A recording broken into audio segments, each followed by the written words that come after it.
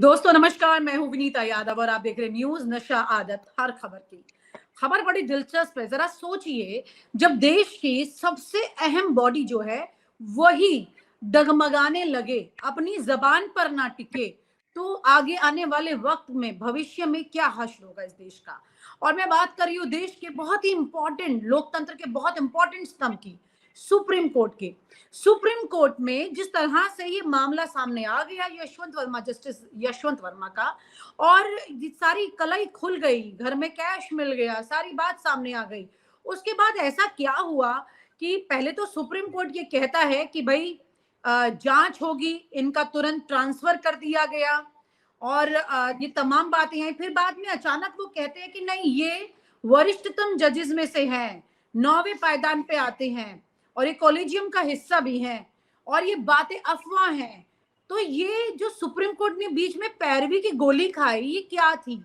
दरअसल मतलब supreme court के लॉबी में वो कौन व्यक्ति है जिसने इस बात को पूरा यू टर्न देने की कोशिश की, जहां पर जस्टिस यशवंत वर्मा पर अच्छी खासी कार्रवाई होनी चाहिए, वहां पर अचानक से यू टर्न आया और सबको झुटलाने की कोशिश की गई। फिर अचानक एक और कहानी बदल जाती है। फिर तस्वीर आती है कि सुप्रीम कोर्ट खुद ही वो वीडियो साझा कर देता है जो कि नोटों को लेकर है। ये वीडियो जिसने साझा किया, यहां से सवाल उठ रहा है कि यहां से सुप्रीम कोर्ट ने फिर कमेटी बना ली, जो कि पहले बना ही रहे थे वो 3 सदस्यीय कमेटी, और जिसपे उन्होंने बाद में यू टर्न ले लिया था। फिर वापस उसी बात पर आ जाते हैं और अब ये कमेटी बना करके इस पर फैसले की बात कर रहे हैं। अब इसमें जगदीप धनखड़ जो है देश के उपराष्ट्रपति, और खड़गे और एक और सदस्य हैं जो कि मिल करके, जेपी नड्डा, ये मिलकर अब इस पर चर्चा करेंगे, इस मुद्दे पर।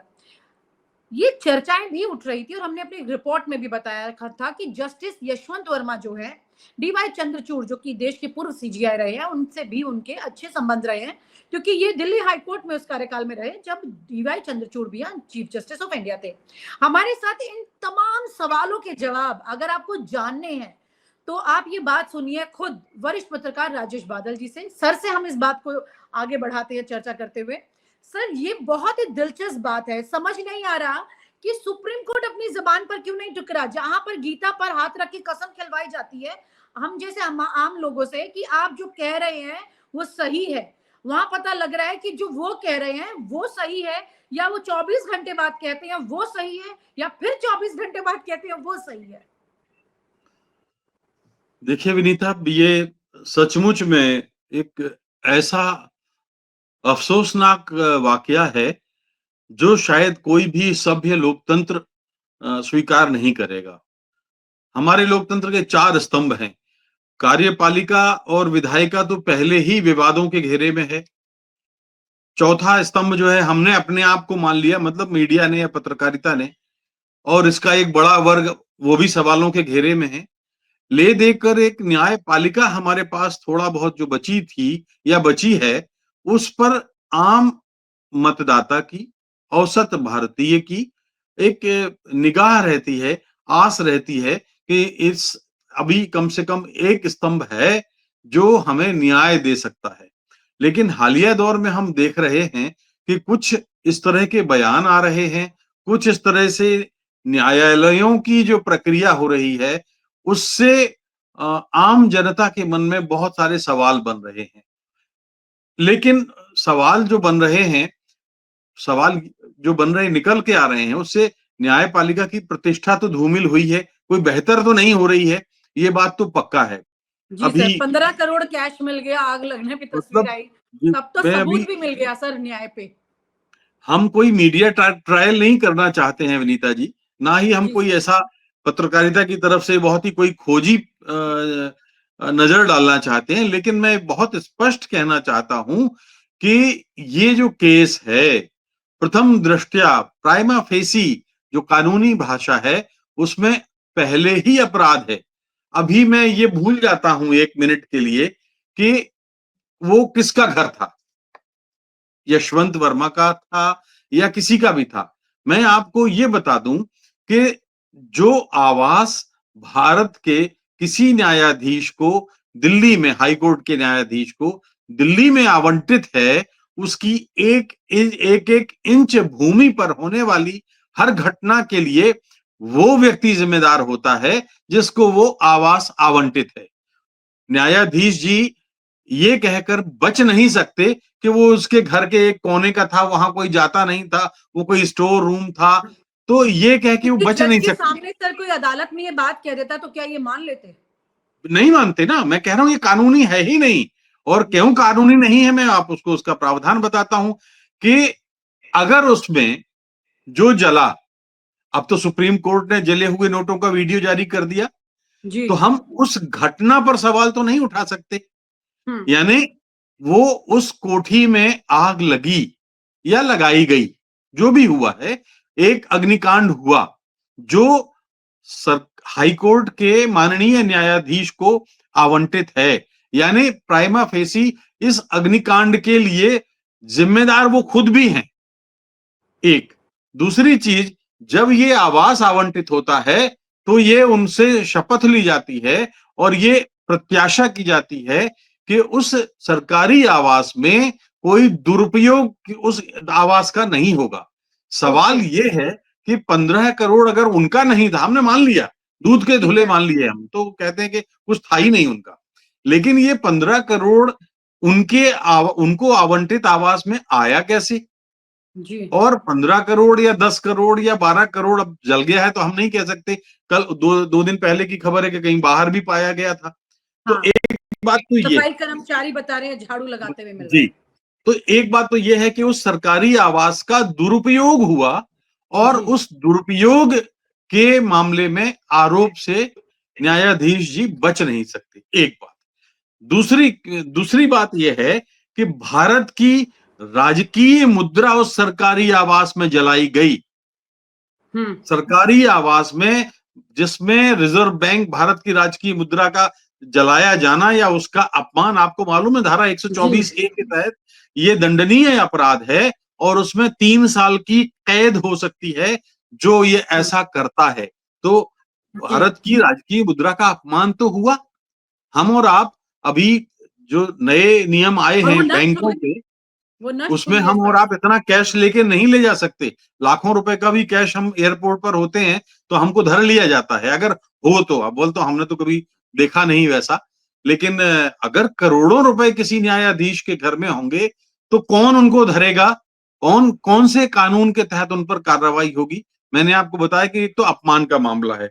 दूसरा मैं आपको बता दूं कि ये इसके पीछे मंशा ये भी होती है कि राजकीय मुद्रा अगर आपने जलाई है, भारत की अधिकृत मुद्रा जलाई है या दुर्घटनावश भी जली है, तो उसके पीछे न्यायालय, पुलिस, जांच एजेंसियां ये शंका करती हैं कि कहीं इसका जलाया जाना कोई साक्ष्य मिटाने का सबूत तो नहीं है। ये पहली प्रथम दृष्टया जो मैं आपको बता रहा हूं कि अपराध तो है ही, हम्म। चाहे आग लगी हो चाहे लगाई गई हो। दूसरा, धारा 204, 200, 424, ये दो जो हैं, और धारा 22(7) में, इसमें जो है 7 साल की कैद और जुर्माना है। यानी और दोनों एक साथ भी हो सकते हैं कि भारत की राजकीय मुद्रा का इरादतन अगर उनको जलाया गया है तो इसका मतलब कुछ सबूतों के साथ छेड़खानी की गई है और ये अपराध है, दंडनीय अपराध है और गंभीर अपराध की श्रेणी में ये मामला आता है। फिर दूसरी बात, अपराध है क्यों? क्या हम ये संयोग मान लें कि जिस रात आग लगनी थी उसी रात न्यायाधीश जी दिल्ली से बाहर थे?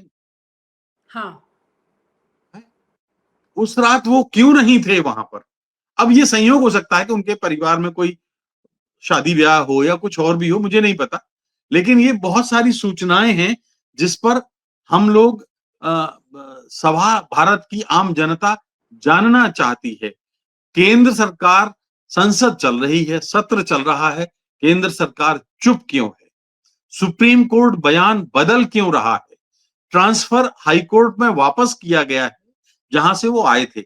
हम जानते हैं कि प्रशासन में, न्यायिक पर सर प्रशासन उसपे में, अभी इन्होंने सामान्य प्रशासन में उस पे भी तबादला तस्वीर कोई साफ नहीं दंड की नहीं है। सर। इन्होंने उस पे भी तस्वीर साफ नहीं की। अगर वो इलाहाबाद हाईकोर्ट चले गए तो वो न्याय करने लायक है भी कि नहीं है, मतलब उनकी न्यायिक प्रक्रिया पर भी तो सवाल उठेंगे फिर। मैं कोई उन्हें फैसला न्याय वो तो करेंगे, करेंगे जनता एक्सेप्ट ही नहीं करेगी उनके फैसले को फिर। भाई, जनता स्वीकार करे या ना करे, लेकिन सुप्रीम कोर्ट तो स्वीकार कर रहा है ना कि वो न्याय करने के काबिल हैं और इसलिए उनको इलाहाबाद हाई कोर्ट में भेजा गया है। तो इसका अर्थ यह है कि क्योंकि तबादला कोई दंड नहीं होता, तो शंका ये होती है कि जज उसी रात बाहर गए, कहीं कोई उनके पास कोई ऐसी खबर तो नहीं थी कि ये जो पैसा मिल रहा है उस पर कोई ईडी का छापा होने वाला है, कोई सर सीबीआई का छापा होने ऐसी वाला है। परिस्थिति में क्या इनको कोई इम्यूनिटी मिलती है? जजेस के लिए इम्यूनिटी होती है? बिल्कुल नहीं, बिल्कुल नहीं। देखिए, पहले जज भारत का नागरिक है, उनको हटाए जाने के लिए संरक्षण जरूर थोड़ा-सा मिलता है कि भाई लोकसभा के 100 सांसद हों, राज्यसभा के 50 सांसद हों, वो एक नोटिस दें, फिर वो नोटिस स्वीकार कर लिया जाए, तब उसके बाद सदन जो है 3 सदस्यों की कमेटी बनाए और फिर वो जांच करे और वो कमेटी अगर जांच में दोषी पाए, तब जाकर के उनको हटाया जा सकता है। अभी तो इम्पीचमेंट की उनको बात केसेस से अलग कर दिया, अभी तो उनको अलग रखा हुआ है, अभी वो कोई फैसला नहीं कर सकते हैं, कोर्ट में नहीं जा सकते हैं, कोई मामला नहीं सुना सकते नहीं, हैं, अभी इनको अलग किया हुआ है। लेकिन सर क्या मतलब ऐसा नहीं हो सकता है कि जब तक इनकी जांच पूरी ना हो जाए, सारी चीजें दूध का दूध पानी का पानी ना हो जाए, तब तक इनको बिल्कुल इस प्रक्रिया से अलग रखा जाए जहाँ पे ये न्याय सुनाते हैं, क्योंकि न्याय सुनाने पर तो इनके संदेह है पूरा अब। देखिए, ये तो पहले दिन ही ये बात स्पष्ट हो गई कि उन्होंने या उनके परिसर में, सरकारी परिसर में अपराध हुआ है। तो जब अपराध उनके परिसर में हुआ है, तो वो मामले कैसे सुन सकते हैं? वो कानून की नजर में आरोपी भी नहीं है। मैं आपको बार-बार कह रहा हूं, आरोपी नहीं है, वो अपराधी हैं। अब ये एक जांच का विषय हो सकता है कि कहीं उनको किसी तरफ से ऐसी कोई सूचना तो नहीं मिली कि उनके घर पे कोई एजेंसी छापा डालने वाली है या जांच के लिए कोई उनको मतलब अब उसमें उनको घेरा में लिया जा सकता है, इसलिए जला दिया गया हो या जलवा दिया गया हो और वो खुद बाहर चले गए। ये बहुत सारे सवाल हैं जो हम सब लोगों के मन में आ रहे हैं। दूसरी चीज ये है कि देखिए, मान लीजिए कि अगर वो दोषी पाए गए, उनका तबादला होने से पहले तो निलंबन होना चाहिए, क्योंकि वो तो प्राइमा फेसी अपराध है ही, साबित हो गया है।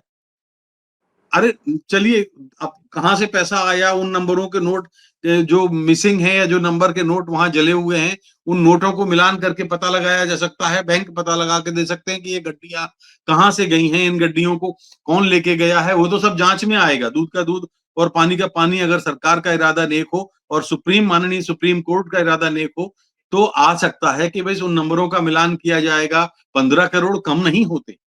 और जो जले हुए नोट मिले हैं, इसका अर्थ ये है कि वो निश्चित रूप से 15 करोड़। आप बताइए, हमारा तो एक 500 का नोट फट जाता है तो उस रात नींद नहीं आती हम लोगों को। तो एक एक बार गलती से मेरे से 500 रुपए का नोट क्योंकि लिफाफे के अंदर था, मैंने देखा नहीं, मैं पर उस सर ये पूरी परिस्थिति में अभी तक ये नहीं पता चल रहा है, ये 15 करोड़ अगर उनके नहीं थे, उनके प्रमाइसेस में भी मिल गए, उनको पता नहीं था, तो ये थे किसके? कौन लेके आया, क्यों लेके आया? यही इसी तो सच्चाई इसका को माई बाप जानने। नहीं मिल रहा है सर। अभी अभी आपको याद होगा सर, अखिलेश यादव ने भी वो एक जिक्र किया है वापस से उस बात का कि उन्होंने दो चीजों के संदर्भ में ये बात कही। एक तो ये कि हमारी पार्टी के लिए भी बोला गया था कि 250 करोड़ रुपए मिले हैं, तो उन्होंने तंज करते हुए कहा है, सटायर करते हुए कि वो 250 करोड़ हमें वापस दे दो प्लीज, अब आपको मिले थे तो वापस दे दीजिए। फिर उन्होंने एक वो याद दिलाया, उत्तराखंड में एक उत्तर प्रदेश के ही अधिकारी के यहाँ पर जो चर्चा हुई थी और बहुत उठी थी और हमने तो नाम भी बताया था और हमें नोटिस आ गया था उसके बदले में। तो वहां पर भी अच्छी खासी मात्रा में कई करोड़ों का कैश था एक संदूक में, जो वापस उनके पास पहुंच गया था। और ये बात का भी जिक्र उन्होंने आज बोला है कि भाई उनका भी उनको लौटा दिया था जो मिला था।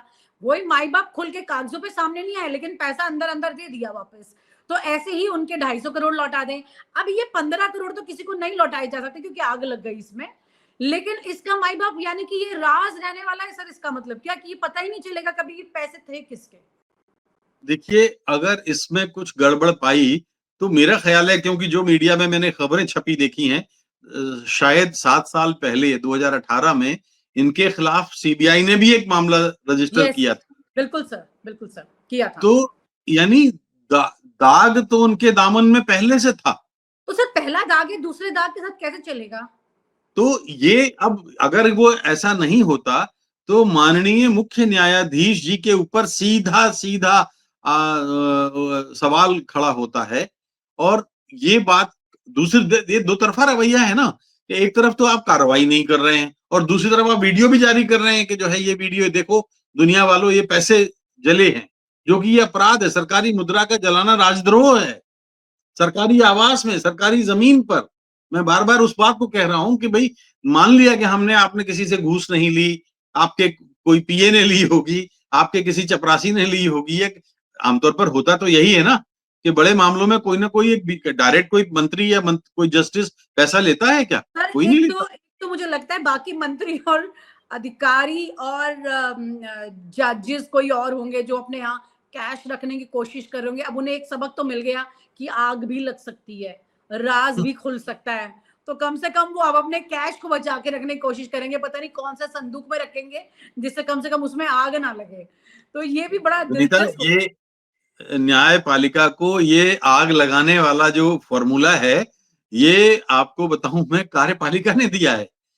जब करप्शन हमें अच्छा 40-45 साल की पत्रकारिता जो मेरी हुई है, मैं उसमें कह सकता हूं कि हमने कई बार देखा है कि जब करप्शन के मामले उठते थे तो अचानक सचिवालय की उस बिल्डिंग में आग लग जाती थी।